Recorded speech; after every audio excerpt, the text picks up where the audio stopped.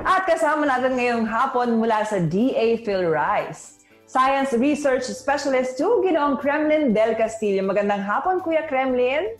Magandang hapon po, Miss Cathy. Sige nga, kwentuhan mo kami. Ano ba itong tinatawag nating seeding rate? Ayan. Ang seeding rate po, ito po yung ginagamit ng ating farmer kung ilan yung kanyang binhing ginagamit, ilan, gaano kabigat, para taniman yung isang sukat ng kanyang palayan. Halimbawa po, ay merong 1 hektaryang palayan si farmer, ginagamitan niya po ito ng isang bag ng binhi or 40 kilos na binhi.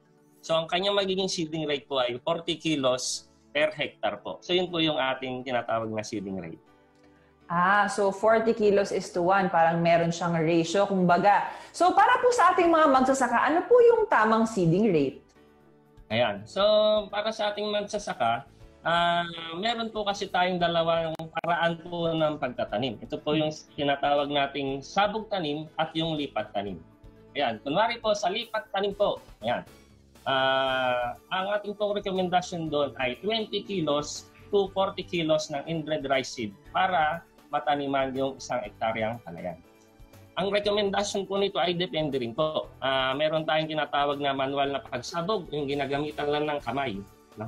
Pagka manual ang ating pagsabog, ang ating rekomendasyon po doon ay 60 to 80 kilos per hektar. Kasya na po yun sa 1 hektarya. Kapag po naman po yung isa ay yung tinatawag natin ginamitan ng plastic drum seeder. Ang rekomendasyon naman po natin doon ay 40 to 60 kilograms per hectare. Mas mababa po siya kumpara sa sabog tanim. Ayan po. So yun po yung mga rekomendasyon natin pagdating sa seedling rate po. Paano naman makakatulong ito, Kuya Kremlin, kung sundin ng ating mga magsasaka? Na-curious tuloy ako, gaano kadami ba yung kanilang ginagamit ngayon kung hindi pa nilang sinusunod yung seeding rate? Ayan po. Maganda po tanong yan. Base po dun sa aking mga nakausap na mga farmer po, kadalasan sa lipat tanim, ang kanilang ginagamit po ay minsan 2 to 3 bags per hectare. Di ba ang rekomendado lang natin ay 1 bag per hectare. Pagdating naman sa sabog tanim, ang ginagamit nila minsan dyan ay maabot pa ng hanggang 5 bag per hectare. So ganun po sa dami kapag dating sa ibang farmer. Although hindi lahat, pero karamihan po na nakausap ko ay ganun po yung kanyang seeding rate. So sobra, para sa kumpara sa recommendation ay talagang sobra nga. So ibig sabihin, meron ng allowance yung rekomendasyon yung seeding rate, pero yung ginagamit ng mga magsasaka natin ngayon ay doble, triple o minsan quadruple pa, o di sayang yung gastos doon. Opo, Miss Cathy, tama po. Sayang po talaga yung gastos doon kapag napapasobra yung kanilang seeding rate na ginagamit. At bukod pa po, Miss Cathy, doon sa expenses na pagbibili ng kanilang binhi, ay isa pa po sa nakakatulong sa ating magsasaka pagka sinunod nila yung rekomendasyon sa seeding rate ay yung magiging estado ng kanilang gagamiting punla.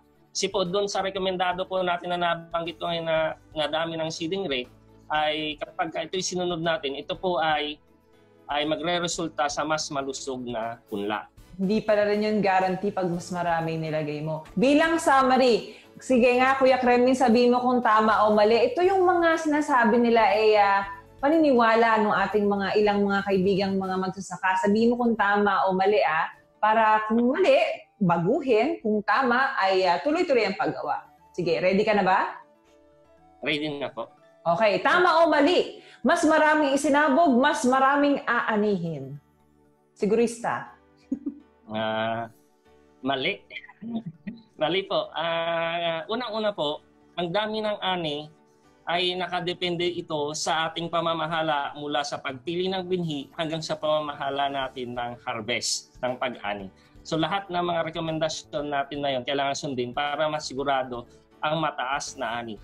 Okay, ito sunod naman. Tama o mali? Lahat ng binhi or seeds, pare-pareho lang? Mali po. Mali. Gaya ng sabi ko kanina, number 1 po, kapag tayo mamimili ng binhi, dapat yung dekalidad na binhi na rekomendadong variety. Okay, sunod naman. Tama o mali? Tsamba-tsamba lang ang magandang pagtubo ng palay. Yan po ay mali. Yan. Kasi po, tayo po, yung mga nire-recommenda nating teknolohiya po, yan po ay hindi lang basta namin nasabi, kundi yan po ay bunga ng mga pananaliksik ng ating mga eksperto o mga researcher. No? So yan po ay proven na effective na management para gumanda yung ating palay. So hindi po yan tsamba. No? Lahat yan ay may scientific explanation po, kaya yan ang ating kinapagawa. So sundin natin yung mga rekomendasyon, wag tayong asa sa tsamba-tsamba, at samahan na rin natin po siyempre ng dasal, no? Na kailangan ay yung weather condition natin, yung panahon ay maganda rin, tumayon sa atin para tumaas yung ating ani. At panghuli na lang, tama o mali, damihan mo na yung seeding rate para pagkain ng daga, ibon at kuhol upang hindi ka makulangan ng punla. Ayan. So ayoko man sabihing mali ito kasi ito yung karaniwang ginagawa ng ating farmer, ano. Pero mali po ito. Unang-una po, pagka dinamihan natin yung ating seeding rate para lamang sa mga peste na yan, ibon, daga, puhol, para ka na rin nagpakain ng, sabi nga, magkano ang isang bag ng binhi? 1,000 to 1,500. Buti ngayon at libre na mula sa RCEP, ano. Pero kung yan ay pre-presyohan pa rin natin, 1,000 to 1,500 yan.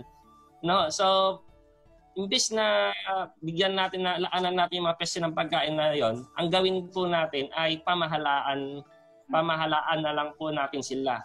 Ibig sabihin, kapag may daga dyan, ay linisin natin paligid o bigyan natin siya ng mga pain na lason para hindi na masira yung ating punla. And then kapag sa ibon naman, ginagawa naman natin dyan ay pwede natin lagyan ng scarecrow o kaya lagyan natin ng sinulid para maitaboy yung ating mga ibon. Sa kuhol naman, madali lang naman pong i-manage niyan. Patutuyuan niyo lang po, pulutin yung mga kuhol. So, mamamanage niyan. So, i-manage natin yung ating mga peste rather than dagdagan natin yung binhi kasi unang-una, babalik tayo doon na gastos plus hindi ka makasigurado na malusog yung inyong punla. So, talagang talo tayo ron kapag dinamihan natin siya para lamang sa mga peste. Kuya Kremin, alam ko hindi naman ganun talaga kadali na kumbinsihin yung magsasaka natin. Pero ano po yung rekomendasyon nyo sa mga magsasaka natin na mahirap pa rin iwanan yung kanilang mga nakagawian? Ayan po, Scotty, tama po yung sabi nyo na hindi lahat ay agad-agad na i-adapt o gagawin yung ating mga napag-usapan. So ang aking payo po para sa mga samahan natin na magsasakang ganon, subukan nyo po. Kunwari ay kayo ay gumagamit ng apat na bag ng inbred seed sa isang hektarya, pwede nyo po siyang unti-untiin. Gawin nyo muna siyang 3 hanggang sa kapag na-perfect nyo, gawin nyo 2 hanggang sa kaya nyo na yung isang binhina. Huwag naman yung 4-1 agad. So baka mahirapan nga po yung adjust. Pwede po yun. Unti-unti hanggang sa bandang huli po ay magawa natin yung ating rekomendasyon. O kaya po, pwede rin kasi na tayo po kasi mga adult na tayo, may kasabihan kami sa Ilocati, Jakita, or to see is to believe. No? Pwede rin naman natin gawin muna parang simpleng eksperimento na doon sa maglaan tayo ng isang plot o pinitak sa ating bukirin at doon natin gawin kung ano yung mga napag-usapan natin dito. Nang sa ganon, kayo na po ang humusga kung ano yung magiging resulta nito kumpara doon sa nakagawian ninyo. So kayo na humusga kung maganda ba ito, sigurado naman na mas i-adapt nyo siya kaysa doon sa nakagawian nyo. So pwede pong gawin natin na ganon po para unti-unti po ay ma-adapt natin itong ating sinasabing rekomendasyon. At panghuli na lamang, Kuya Kren, alam ko pong itong seeding rate ay isa sa mga tinuturo nyo sa ating RCEP FFS. Kumbinsihin po natin ang ating mga kapalay na mag-enroll at mag-avail ng libreng training. Ayan. So, sa ating mga kapalay po, samantalahin po natin po sana itong mga libreng training na ito na sinasagawa ng ating gobyerno. Sapagkat bukod po dito sa seeding rate, isa lamang po ito sa napakaraming teknolohiya na dapat nating malaman para magkaroon tayo ng magandang ani at mataas na kita. Ano po? kailangan pa tayong umaten kasi seeding rate ay lahat po kasi ng mga teknolohiya ang ating pinag-usapan ay tugtong-tugtong po yan. Kabit-kabit. Ibig sabihin ay hindi lamang pagka nagawa mo ang seeding rate, sigurado na yung ani, hindi po ganun. So marami tayo dapat malaman na teknolohiya. Kung sa palay check nga po ay meron tayong siyam na key checks. Mula doon sa pagpili natin ng barani hanggang sa pag-aaral natin anihin yung palay natin. Ano ba yung mga rekomendasyon natin ng mga teknolohiya upang sa ganon mataas ang ating ani at mababa pa rin ang ating gastusin na siyempre magre-resulta sa mataas na ani.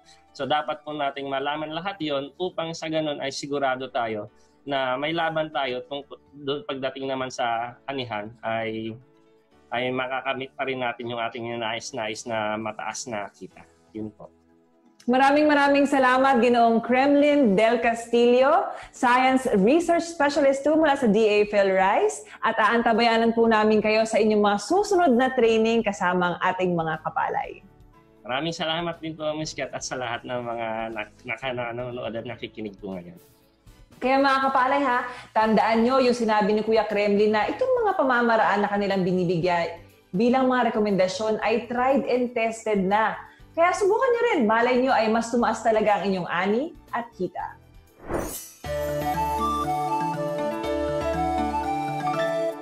Ang ating kwentong bayani ngayong hapon ay magtatampok ng isang magsasaka mula sa Antique na sumailalim na sa libreng training ng RCEP Extension Program. Wala iba kundi si Ginoong Armand Bonyadera. Magandang araw po, Armand. Magandang araw din po, ma'am. Gaano katagal na po kayo nagsasaka ng palay? Bali, 8 years na po. Natutunan kong magsasaka kasi nung nagtrabaho ko sa Manila, natapos na yung trabaho ko, umuwi ako ng probinsya. Ako na lang pumalit sa tatay ko bilang tagapag-alaga ng konting lupain namin. Balita ko po ay nakagraduate na kayo sa training sa ilalim ng RCEP Extension Program. Kwentuhan niyo po kami tungkol doon. Sumailalim kami sa training ng RCEP. Abot sa amin ng ATI at saka PhilMec at saka PhilRice. Napasok po ako sa training ng RCEP dahil dun sa isa ako sa napili ng aming ang MA na si Albert D. Estoya. Sa katunayan, isa rin ang ATI at saka PhilRice na naghanap ng mga participant para katuparan ang training na ito na bibigay sa amin ng kaalaman tungkol sa mula land preparation, seed selection, nutrient management, water management, harvesting, and post-harvest knowledge na binigay nila sa amin. Bago po kayo nag-training, saan po ba kayo kumukuha ng binhi?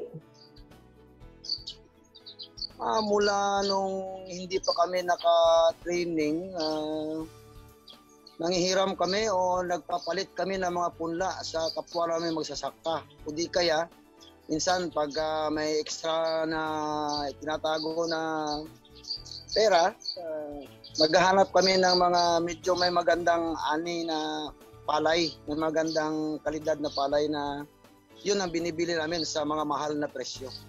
Pero ngayon po, nasubukan niyo na bang makakuha ng libreng binhi mula sa RCEP Seed Program? Yes, ma'am. Pangalawang taon na ngayon. Kumusta naman po yung inyong naging karanasan sa pagtatanim nito? Kung sa palay na pinamigay nila, mas konti na lang yung damage o ang nagkakasakit kasi yung mga binibigay nila na punla, yung dekalidad na binhi.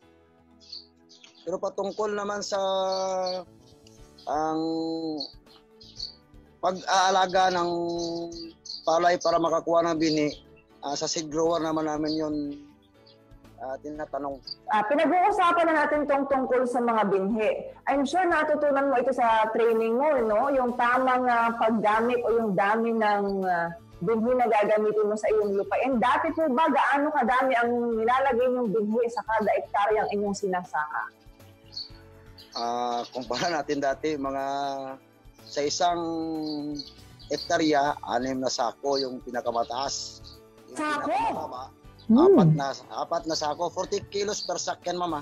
Pero sa naranasan namin training, saka nakikita din namin sa resulta ng aming pagtatanim sa actual namin na ginagawa, mas maigi yung tamang bilang lang ng punla ang ilalagay mo sa isang lapad ng lupa.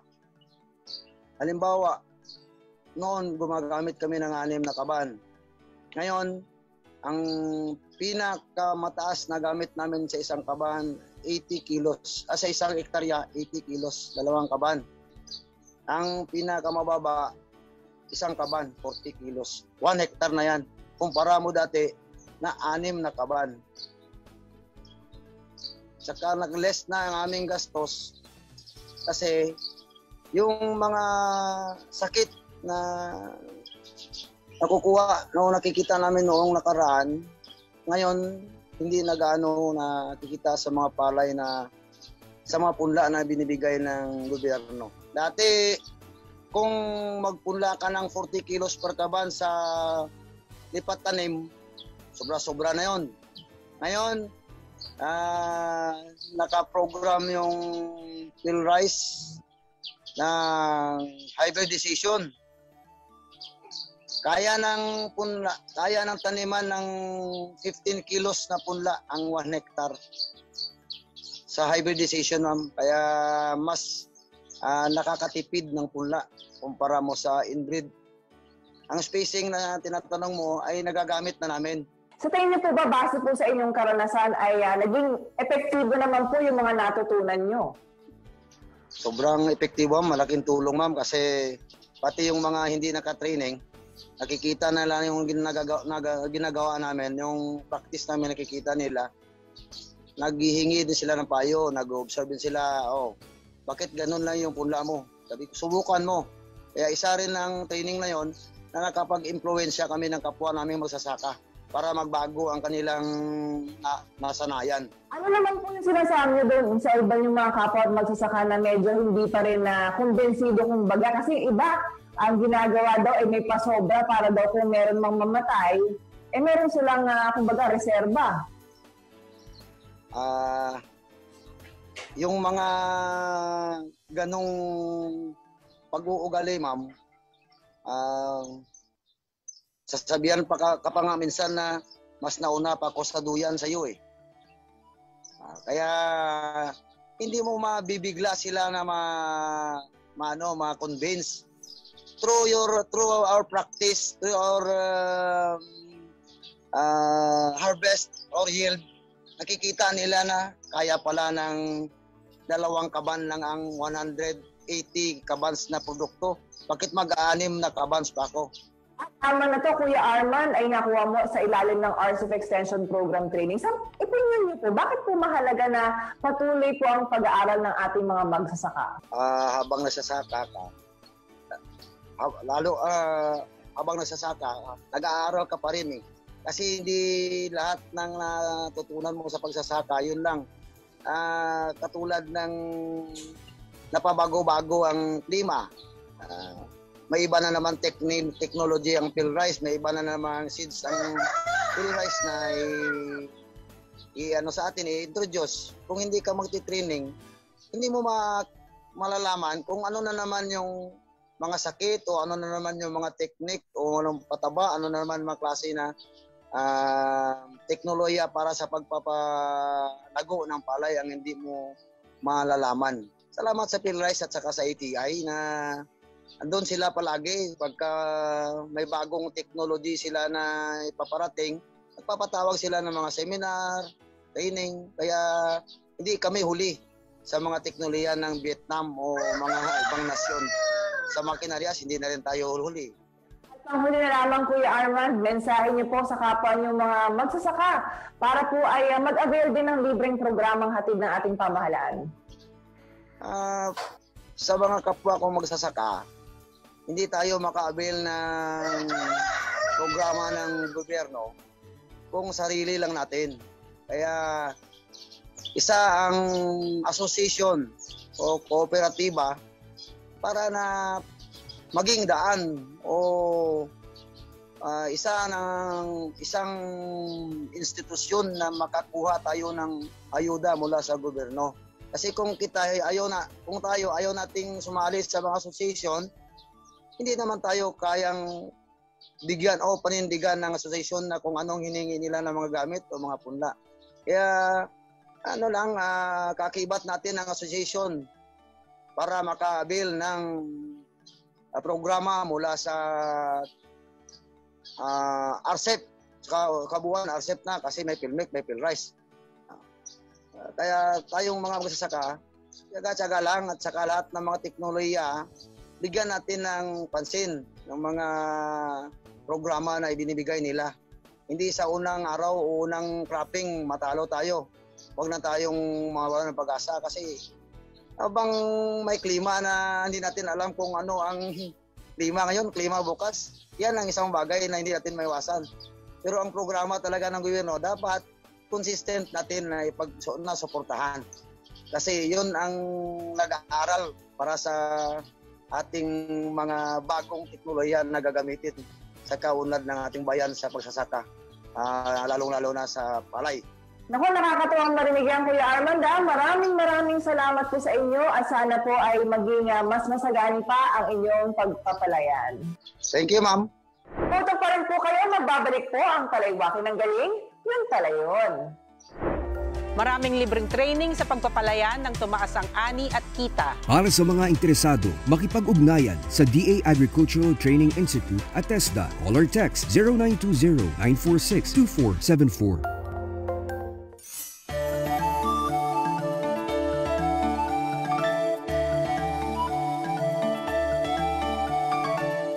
Mga kapalay, ito po ang ating palaisipan question of the week noong nakaraang Miyerkules. Tama o mali? Kung mas maraming binhi ang itinanim, mas marami ang aanihin. Ang tamang sagot po ay mali. Dapat sundin ang tamang dami ng binhi sa pagtatanim. Kapag masikip ang tanim, nag-aagawan sila ng sustansya at araw na humahantong sa mas mababang ani. Narito po ang mga nanalo. Ako po si Jason N. Mangoba ng Barangay Salinungan East San Mateo, Isabela. Ang sagot sa palaisipan question of the week ay mali. Palaywakin ang galing. Yun pala yun. Ako po si Feby C. Barino, taga Negros Occidental. Ang sagot ko po sa tanong na tama o mali, kung maraming binhi ang itananim, marami ding ang anihin ay mali. Palawakin ang galing, yun pala yun. Norma Bandigan ng Caraga Oriental. Ang sagot ko po sa tanong ay mali. Palaywakin ang galing, yun pala yun. Congratulations sa inyo at para sa inyong hindi pa nakakatanggap ng Sagana Points, tutok na. Baka chance mo na to. Ito na po ang ating palaisipan challenge of the week. Katas ng Pagsasaka Photo Challenge. I-flex ang graduation picture mo o ng iyong kapamilya na nakapag-aral bunga ng pagsasaka. Samahan mo na rin ito ng mensahe para sa masipag na magsasaka na nagsakripisyo para dito. Una nating nakilala si Kabady Makimoto mula sa Nueva Ecija. Tapos, nakilala naman natin sina Pinoy Palaboy ng South Cotabato. Ngayon, magtungo naman tayo sa Visayas kung saan patutunayan niya na ang pagsasaka ay hindi lamang para sa mga kalalakihan. Kilalanin natin si ka-farmer Tessa ng Thessalonica Farms.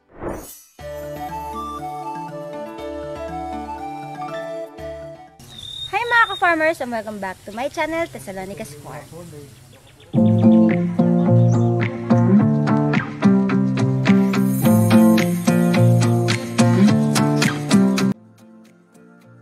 Hello mga ka-farmers! Nandito tayo ngayon sa aking 3.7 hectares na palayan dito sa Buena Vista, San Miguel, Bohol. At meron tayong inimbitang isang bisita, si Ma'am Annabella Villabeto, 33 years old. Isa siyang magsasaka na graduate sa RCEP program. Inimbita ko siya dito mga ka-farmers para makahingi ng tips and advice sa mga natutunan niya sa RCEP program.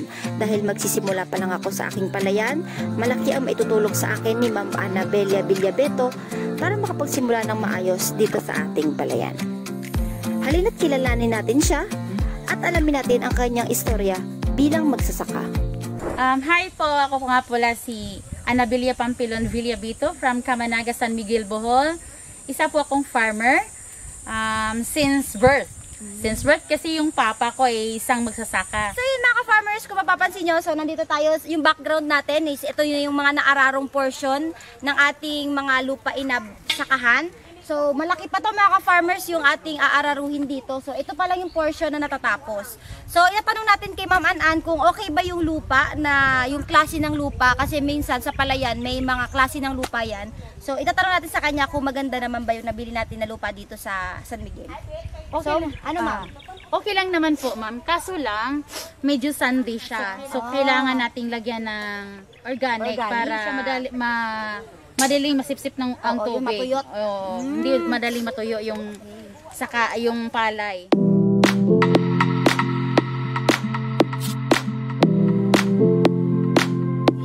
So ngayon mga ka-farmers, para naman hindi sobrang intense yung ating mga usapan dito sa ating vlog. So magpapagames tayo kay Ate Ai. So tama o mali lang naman ito mga ka-farmers, pero ide-defend rin ni Ma'am Ai yung kanyang sagot. So hindi na kailangan ihanda ang lupa bago magtanim. Mali po ma'am. Kailangan paghandaan natin. Kagaya ng may paparating na bisita, dapat 'di ba maghanda tayo. Yes. So ganun din yung pagsasaka. So ayan ma'am, bibigyan ko kayo ng ito, pagpasensya nyo na po, ang grocery. Ayan.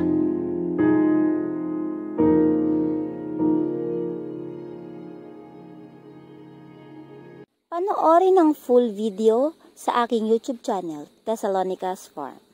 Patuloy pa rin po ang aming pagtanggap ng entries para sa ating Yun Pala Yun Vlog Challenge. Narito po ang mechanics. May inspiring na kwentong magsasaka ka ba na nais i-share? Sali na sa Yun Pala Yun Vlog Challenge, isang vlogging competition para ibida ang mga magigiting nating kapalay na di nagpadaig sa mga hamon ng panahon. Sila ang mga lodi natin sa bukid na patuloy ang pagpapalawak ng kanilang galing. Paano sumali? I-follow ang social media accounts ng RCEF Extension Program. Mag-fill out ng online application form. Mag-shoot. Mag-edit. Isubmit ang entry at hintayin na may upload ito sa official YouTube account ng RCEF Extension Program. I-share ang link sa inyong social media account para sa tsansang manalo ng Kapalay Choice Award at mag-uwi ng 10,000 pesos, 5,000 para sa iyo at 5,000 rin para sa featured na magsasaka sa iyong vlog. Ang grand winner ng Yun Pala Yun Vlog Challenge ay tatanggap ng 50,000 pesos, 25,000 para sa iyo at 25,000 para sa ating certified kapalay na nakaantig sa puso nating lahat. Good news dahil extended na ang submission of entry sa June 14, 2021. Ano pang hinihintay mo? Sali na sa Yun Pala Yun Vlog Challenge. Nanalo ka na, nakatulong ka pa. Tandaan, mga benepisyaryo lamang ng RCEF Extension Program ang maaaring itampok sa vlog. Pero kayong mga vlogger na sasali, hindi po kailangan kayo ay farmer mismo. Pero astig din, di ba, kung farmer na, vlogger pa. Mga kapalay, sana po ay marami kayong inaning karunungan ngayong hapon. Hangad po namin ay hindi lamang kayo matuto, ngunit mag-enjoy din sa ating talakayan. Tandaan, lamang ang may alam. Sa Miyerkules ulit alas 3 ng hapon, sabay-sabay nating palaywakin ang galing. Yun pala yun.